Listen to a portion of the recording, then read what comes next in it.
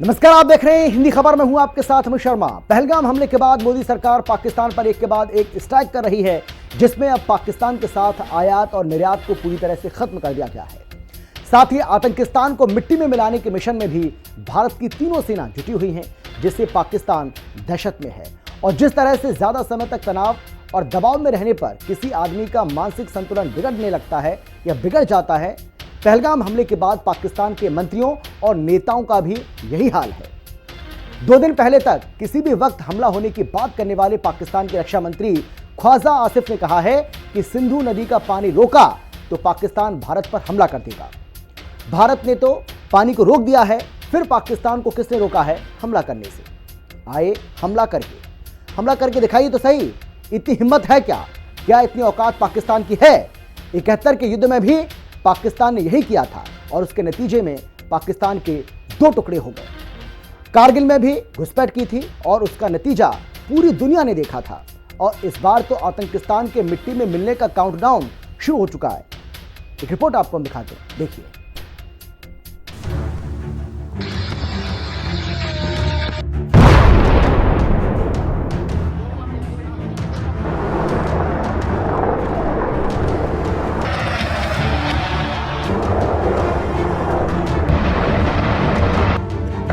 तू भी करता है यार।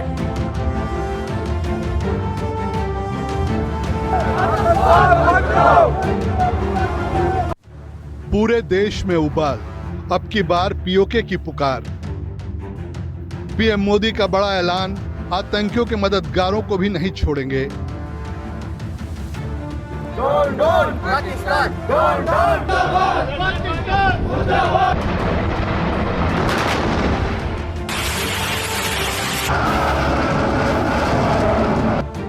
आतंकिस्तान पर पीएम मोदी की एक और स्ट्राइक। पानी के बाद अब पाकिस्तान का दाना भी बंद।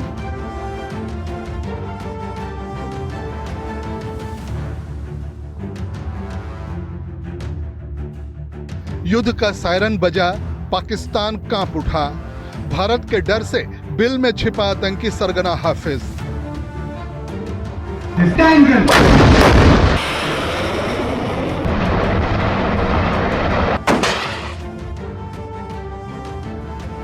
पहलगाम हमले के बाद पाकिस्तान को हर तरफ से घेरने की तैयारी चल रही है। सैन्य ऑपरेशन शुरू करने से पहले कूटनीति तरीके से पाकिस्तान पर ताबड़तोड़ प्रहार किया जा रहा है। सिंधु जल संधि को खत्म करने के बाद भारत ने पाकिस्तान से कारोबार भी पूरी तरह से बंद कर दिया है और अब भारत की तीनों सेना आतंकियों को मिट्टी में मिलाने के मिशन में जुट गई हैं, जिससे पाकिस्तान में जो डर छाया है वो खत्म होने का नाम नहीं ले रहा है। पाकिस्तान में पैनिक है। वो जो अपने F-16 जहाज हैं उनको पिछले एयरफील्ड पे भेज रहा है। जो उसके सबसे मॉडर्न F-16 ब्लॉक 58 के एयरक्राफ्ट हैं वो उसने पसनी की एयरफील्ड, जो कि नेवल एयरफील्ड है, वहां भेज दी है। क्यों भेज दिए हैं? ताकि वो जो हमारे S-400 की 400 किलोमीटर की रेंज से दूर रहे। उनके जो top jewels in the crown है वो पहले वार में ही ना उड़ा दिए जाएं, भाप बन जाएंगे वो सारे के सारे।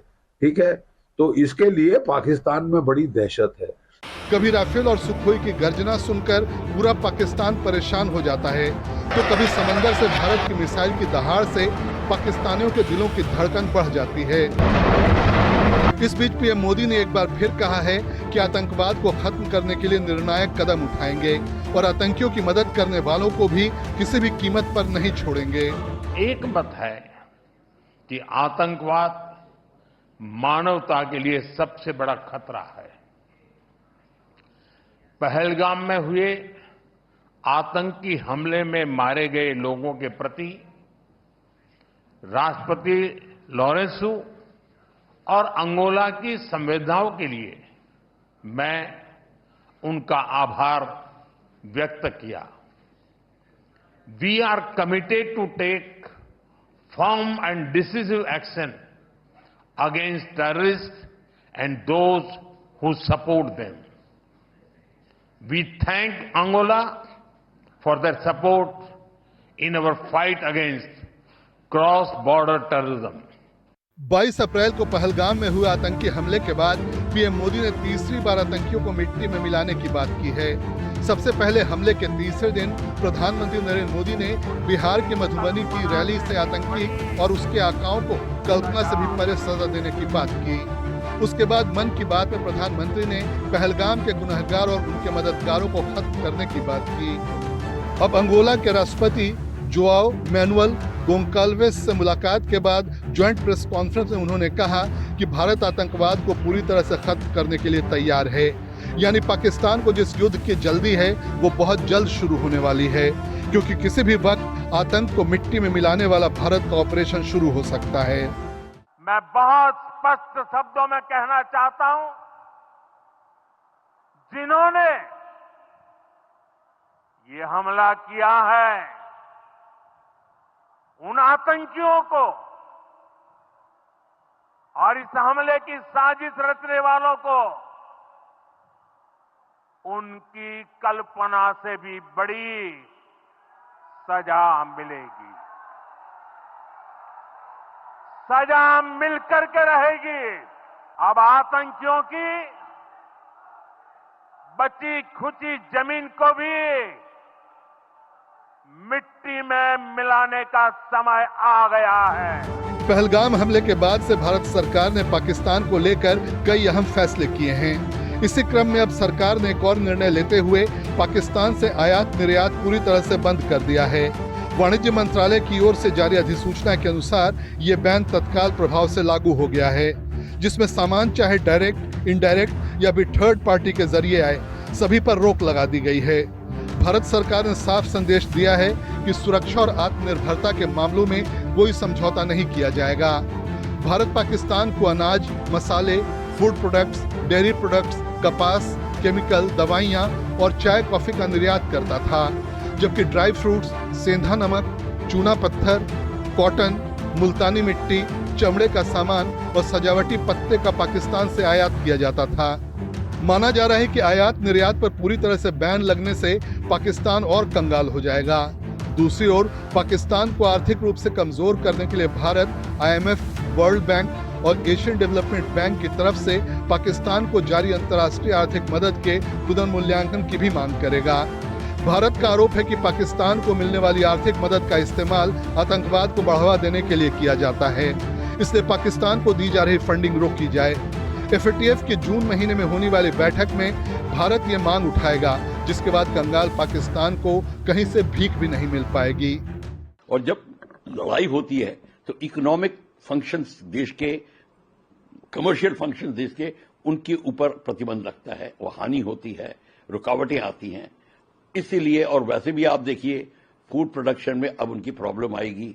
तो मैं सिंधु वाटर की बात नहीं कर रहा, वैसे ही उनको आएगी, क्योंकि इकोनॉमिक कंडीशन उनकी बहुत लो है। कि भारत ने देख लिया है कि पाकिस्तान नहीं मान रहा, टेररिज्म को सपोर्ट कर रहा है, टेररिज्म के को मदद कर देकर उसको ही पनपा कर पाकिस्तान की आर्मी ने उसे पाल कर अब पहलगाम का जो हादसा किया है। तो इस सारे की सब चीज को मद्देनजर रखते हुए, और दुनिया भी भारत के सपोर्ट में है कि आप इस टेररिज्म को के खिलाफ आवाज उठाओ, सब बात कर रहे हैं। तो अगर भारत ने कहा है कि अब इनको जरा फंडिंग जो आ रही है जहां से, अब उसके ऊपर ऑडिट करिए और प्रतिबंध लगाइए, जो भी है कार्रवाई होगी, जो टेक्निकल वर्ड्स हैं उसके, वो कार्यक्रम करेंगे। इंडस वाटर ट्रीटी जो रोक दी गई है, जिसको सस्पेंड कर दिया गया है, उसके कारण से कितना हड़कंप मचा हुआ है पाकिस्तान के अंदर। जो आपस में ट्रेड रोक दिया गया है, उसके कारण से कितनी दिक्कत हो रही है। जो उनको हमने एयर स्पेस उनकी बंद कर दी है, उसका कितने करोड़ों रुपए का, अरबों रुपए का नुकसान पाकिस्तान को होने वाला है।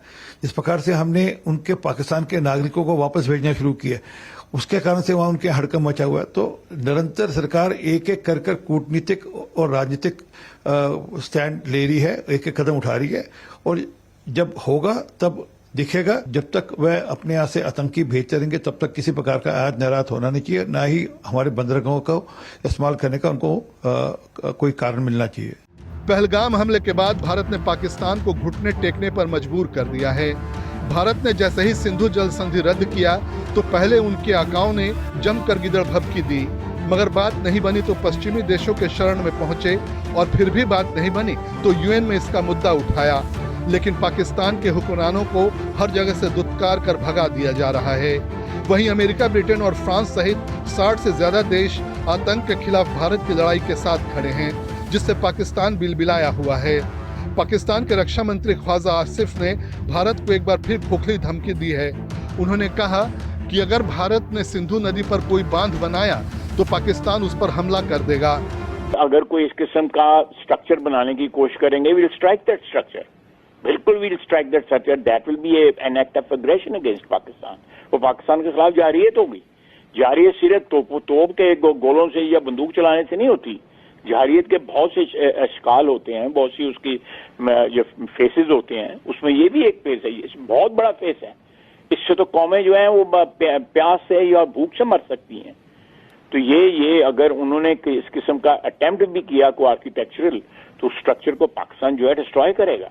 भारत के सिंधु समझौते को रद्द करने के बाद से पाकिस्तानी हुक्मरानों के बयान से ये साफ हो जाता है कि मोदी सरकार ने इसके जरिए पाकिस्तान पर कितना बड़ा प्रहार किया है। लेकिन पहलगाम आतंकी हमले के बाद पाकिस्तान के लिए सजा कुछ भी नहीं है।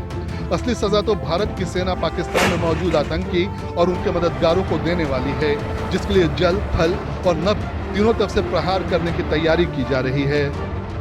फौज को छूट देने का मतलब है कि उन्होंने डिसाइड कर लिया है कि अब पाकिस्तान में मिलिट्री एक्शन होगा। कैसे होगा, कहां होगा, अब वो पता चलेगा। और मेन गवर्नमेंट का मेन ऑब्जेक्टिव क्या है इस वॉर का, पर्टिकुलर टारगेट्स की डिसाइड करेंगे, क्या स्ट्रेटेजिक वैल्यू के टारगेट डिसाइड करेंगे, न्यूक्लियर वेपन यूज करना है कि नहीं करना उसका डिसाइड करेंगे, या लॉन्ग रेंज मिसाइल्स करनी है, या फिर ये भी डिसाइड करना है कि पाकिस्तान के साथ साथ और कौन सा देश बीच में इन्वॉल्व हो रहा है, वो आपका टारगेट बन जाएगा। लाइक बांग्लादेश, अगर बांग्लादेश डायरेक्टली सप्लाई कर रहा है, उसके शिप्स आ रहे हैं, सप्लाई कर रहे हैं, वो टारगेट बनेंगे। द रूल्स ऑफ एंगेजमेंट भी अब डिसाइड होगा। गवर्नमेंट की पॉलिसी से ही रूल्स ऑफ एंगेजमेंट बनता है। अगर बांग्लादेश के शिप के अटैक मत करिए, ये रूल हो, और बांग्लादेश का शिप टैंक सप्लाई कर रहा है, एम्यूनिशन सप्लाई कर रहा है, तो इसका मतलब है डायरेक्ट लॉजिस्टिक्स आर्मी की आ रही है। तो ये छोटी छोटी बातें हैं, ये जो आएंगी ये क्लैरिफाई हो जाती हैं जब आपकी ऊपर की नीति क्लियरली स्पेल आउट हो। पाकिस्तान को लगातार इस बात का डर सता रहा है कि भारत की ओर से कभी भी उन पर स्ट्राइक की जा सकती है। डर लाजमी भी है, क्योंकि पीएम मोदी ने आतंकिस्तान पर प्रहार के लिए सेना को खुली छूट दे दी है, जिसके बाद एक तरफ इंडियन एयरफोर्स राफेल, मिराज और जगुआर जैसे विध्वंसक फाइटर जेट के साथ आतंकियों को मिट्टी में मिलाने की तैयारी कर रही है, जिसका ट्रेलर गंगा एक्सप्रेसवे पर बने रनवे पर देखने को मिला। भारतीय सेना के फाइटर जेट पर लोड बारूद कभी भी पाकिस्तान की सेना और उसके आतंकी ठिकानों पर बरस सकता है। इंडियन नेवी भी अरब सागर में वॉरशिप के लॉन्ग रेंज फायरिंग का लगातार टेस्ट कर रही है। भारतीय नौसेना ने शनिवार को एक तस्वीर साझा की, जिसमें उन्होंने नौसेना की ताकत के 3 प्रतीक दिखाए, एक सतह जहाज, एक पनडुब्बी और एक हेलीकॉप्टर। नौसेना के मीडिया और जन सूचना विंग ने पोस्ट को कैप्शन दिया, नौसेना की शक्ति का त्रिशूल, ऊपर, नीचे और लहरों के पार। तस्वीर में विध्वंसक INS कोलकाता, ध्रुव एडवांस लाइट हेलीकॉप्टर और एक स्कॉर्पियन क्लास पनडुब्बी दिखाई दे रही है। भारत ने तय कर लिया है कि पाकिस्तान को जवाब दिया जाएगा और उसके तरीके भी तय हो चुके हैं। भारत की सेना कभी भी फुल स्केल वॉर शुरू कर सकती है। इससे इस्लामाबाद से लेकर कराची, लाहौर से लेकर रावलपिंडी तक हड़कंप मच गया है। भारत की इन तैयारियों और शक्ति प्रदर्शन को देखकर पाकिस्तान का कलेजा कांप रहा है और उसने POK के लिए स्पेशल एडवाइजरी जारी की है। लोगों से कहा गया है कि वो 2 महीने के लिए राशन जुटा ले। इतना ही नहीं, कराची और लाहौर का एयर स्पेस बंद कर दिया गया है। कराची लाहौर से 1 महीने के लिए उड़ानें बंद कर दी गई हैं। काउंटर टेररिज्म को लेकर के अप्रोच है वो बिल्कुल बदला हुआ है। कभी भारत में एक 26/11/2008 में जो मुंबई का आतंकी हमला हुआ था, उस समय की सरकार ने इस हमले के खिलाफ कोई कार्रवाई नहीं की थी। और जाहिर है कि 2014 के बाद से प्राइम मिनिस्टर मोदी के नेतृत्व का ये जो नया भारत है, वो अब आतंकवाद के प्रति बिल्कुल भिन्न अप्रोच रखता है। आतंकवाद के प्रति आज का जो ये नया भारत है वो जीरो टॉलरेंस के अप्रोच पर चलता है। आतंकवाद के प्रति आज इस नए भारत का अप्रोच नेवर फॉरगेट और नेवर फॉरगिव की नीति है। और ये उसी तरीके की नीति है जैसा कि यूनाइटेड स्टेट्स ऑफ अमेरिका की है, जैसा कि इजराइल की है, जैसा कि यूरोपीय राष्ट्रों की है। इन राष्ट्रों में आतंकवाद की घटनाओं को कभी भी बर्दाश्त नहीं किया जाता और आतंकवाद की अगर घटना को करने में जो भी आतंकी हैं, जो वांछित हैं, उनको उनके कृत्यों की सजा ये राष्ट्र अवश्य दिलाते हैं। और इसी तरीके की जो नीति पे आज का ये जो नया भारत है प्राइम मिनिस्टर मोदी के नेतृत्व का, वो चल रहा है। पाकिस्तान जानता है कि सैन्य शक्ति के मामले में वो भारत के सामने कहीं नहीं ठहरता, लिहाजा उसके नेता और मंत्री एटमी हमले की गिरफ्तारी दे रहे हैं। बिलावल भुट्टो से लेकर मरियम नवाज और हानिफ अब्बासी तक पाकिस्तान का हर नेता 2.5 पाव वाले एटम बम की धमकी देकर खुद को बचाने की नाकाम कोशिश कर रहा है, क्योंकि पाकिस्तान भी ये बात अच्छी तरह से समझ चुका है इस बार पीएम मोदी और 140 करोड़ हिंदुस्तानियों के प्रतिशोध से वो बच नहीं पाएगा। यही वजह है कि हाफिज मसूद जैसे आतंक के आका और बड़े बड़े आतंकियों को रिहायशी इलाकों में या फिर सेना के बंकरों में शिफ्ट कर दिया गया है। यूएस को पता है कि ये जो आतंकी हमला हुआ है ये पाकिस्तान ट्रेन टेररिस्ट से हुआ है और इसीलिए वो अब प्रेशर बना रहे हैं पाकिस्तान के ऊपर कि वो जितने इनके साथ इस हमले के अंदर शामिल लोग हैं, चाहे वो ट्रेनर्स हैं, चाहे वो एक्चुअल जो हैं पीछे उनके जो ट्रेनिंग कैंप्स के लोग हैं, उनको जो है वो चाहते हैं कि वो भारत को हैंड ओवर कर दिया जाए, ताकि जो एक युद्ध का जो बना हुआ है वो युद्ध का जो एक संकट है वो टल जाए। और अगर पाकिस्तान नहीं करेगा ऐसा तो आप देखिएगा भारत ने ऑलरेडी कदम उठा लिए हैं। प्रधानमंत्री जी ने जो हमारे तीनों सर्विस चीफ्स को एक फ्री हैंड दे दिया है कि आप अपने हिसाब से अपने टाइम के लिए और अपना मकबूल जो भी आपका जवाब है, जहां पे भी आपने करना है आप उसकी प्लानिंग कर लीजिए और गवर्नमेंट उसके साथ पूरी शामिल है। तो अगर ऐसा हुआ तो फिर पाकिस्तान के लिए बहुत ही बुरा संकट होगा, क्योंकि पाकिस्तान हिंदुस्तान की फौजें जो है पाकिस्तान से 10 गुना ज्यादा है और आराम से वो उसको पाकिस्तान के घुटने टेक देगी। लेकिन पाकिस्तान में हाफिज सईद, मसूद अजहर मिलिट्री संभालती रहती है, उनको कवर देती रहती है, तो मेरे ख्याल वो बंद होना चाहिए ताकि वो भी भारत के टारगेट बन जाए। वहां एक तो अगर जो इशारे से कुछ हुआ तो पाकिस्तान और भी समझेगा कि ये टेररिज्म को बंद करना है। लेकिन जेडी वैंस ने बोला है, बहुत अच्छा बोला है, अगर जो उन्होंने बोला है कि मदद करो इंसर्जेंट्स को, आपके जमीन पे पकड़ो, तब क्रॉस बॉर्डर टेररिज्म नहीं होगा। लश्कर चीफ हाफिज सईद को लेकर सूत्रों से जानकारी सामने आ रही है कि पाकिस्तान के सेना प्रमुख हसीम मुनीर ने हाफिज सईद का ठिकाना बदल दिया है। हाफिज सईद को पाकिस्तान ने कैंट में छिपाया है। हाफिज को लाहौर के छावनी इलाके में शिफ्ट किया गया है। मियां मीर में एक सेफ हाउस में है हाफिज सईद। हाफिज की सुरक्षा में तैनात हैं एसएसजी के रिटायर्ड पैरा कमांडो। आर्मी अफसरों की कॉलोनी में है हाफिज। लाहौर का सबसे सुरक्षित कहा जाने वाला इलाका है मियां मीर। लेकिन पाकिस्तान के आतंकी अब बचने वाले नहीं हैं। भारत की स्ट्राइक इनके ठिकानों पर कभी भी हो सकती है। भारत ने ऐलान कर दिया है कि एक एक आतंकी को चुन चुन कर मारा जाएगा। यानी पहलगाम हमले के प्रायोजक जो पाकिस्तान के सेफ हाउस में हैं, वो अब सुरक्षित नहीं हैं, बल्कि वो भारत के टारगेट पर हैं। महबूबा जी से मैं कहूंगा, ऐसी बातें मत करिए। क्या इन 35 साल में जब ये शुरू हुआ तो किसने शुरू किया? कौन थे जो पार गए? कौन आए जिन्हें हमें वारकुंड को मारा, हमारे पंडित भाइयों को यहां से निकाला? कौन थे? जरा वो जवाब देना। जहां मैं वजीर आला होकर नहीं जा सकता था, ये जाती थे उन टेररिस्ट के घरों में, उसका जवाब दे। हम कभी टेररिज्म के साथ नहीं रहे, न रहेंगे। न हम कभी पाकिस्तानी थे, न हैं, न होंगे। हम भारत का अटूट अंग हैं और हम भारत का मुकुट है। और ये कितना भी भारत के मुकुट को पीला करने की कोशिश करेंगे, कभी नहीं होगा, वो मुकुट चमकता रहेगा। हम उम्मीद करते हैं कि इसका आतंकवाद का खात्मा होगा, खत्म हो जाएगा। हम तो चाहते हैं। 22 अप्रैल को पहलगाम में पाकिस्तान से दहशतगर्दों ने 26 पर्यटकों की जान ले ली। इसके बाद से भारत लगातार कह रहा है कि वो अपने नागरिकों पर हुए इस कायराना हमले का कड़ा जवाब देगा। भारत ने इस मामले पर दुनिया भर का समर्थन भी हासिल किया है और कूटनीतिक तरीके से पाकिस्तान को लगातार जवाब भी दिया जा रहा है। लेकिन पाकिस्तान में मौजूद एक एक आतंकी को जिंदा दफन करने वाला भारत का ऑपरेशन भस्म अब शुरू होने वाला है, जिसके बाद आतंकिस्तान में कुछ भी नहीं बचेगा। हिंदी खबर की स्पेशल रिपोर्ट।